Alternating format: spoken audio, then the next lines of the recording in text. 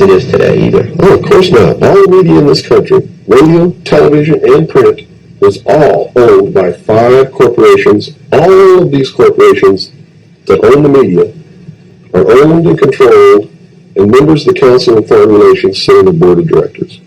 Remember, if you go down and you trace the ownership of a station or a newspaper, and you get to a corporation, remember that somebody owns that corporation, and it's usually another corporation. But when you trace the interlocking of all these things, when you get to the top, there's 5. And all journalists know that there's some things you don't write about, and you don't talk about, because you'll lose your job. And that's where the control is. And that's why they pay anchormen like Dan Rather $2 million a year. Because he doesn't question them. He knows that if he goes against them, he's going to lose $2 million a year. Do you think a man that looks pretty and sits in front of the TV camera for the 6 o'clock news is worth $2 million a year? No way. I don't care how long he works and I don't care what he does. There is no job worth $2 million a year. That's why they pay athletes these fantastic salaries. I was listening to the radio the other day. They just contracted to pay one player on one team $6 million a year. Can you believe this? And why is that? It's the Roman circus. What does the emperor do when the people become restive? And when the people are asking questions, and when the people don't like the policies of the emperor? He sends them to the circus. He creates a circus. He builds a giant coliseum.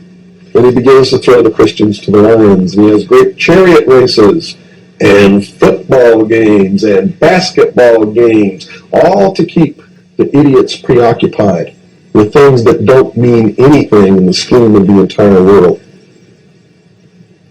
so that they don't have the time to learn what the truth is, so they don't ever get smart enough to learn how they're being manipulated, so they don't ever question the emperor.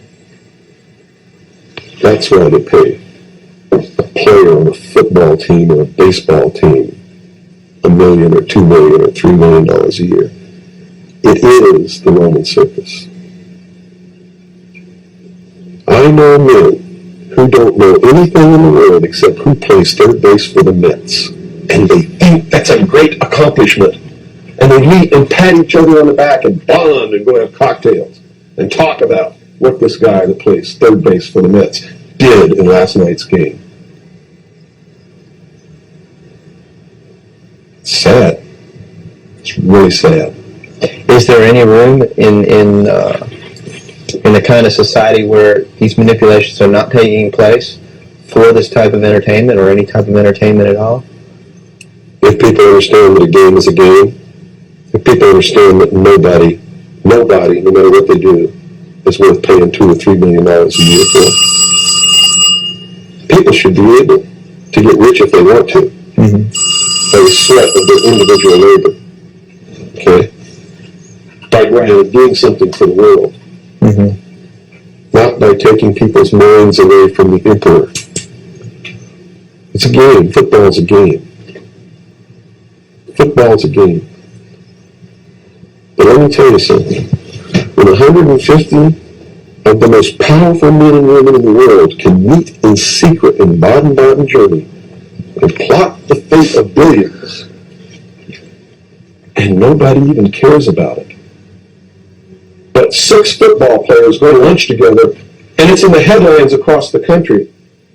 You have a reflection of the society in which that exists. And it is a sick society that is doomed to self-destruction. So based on that scenario, there's some truth into what these men are looking at. Absolutely, and that's what makes me so sick, is that I'm trying to wake up a people who on a daily basis are proving the ones that I'm warning them about to be right.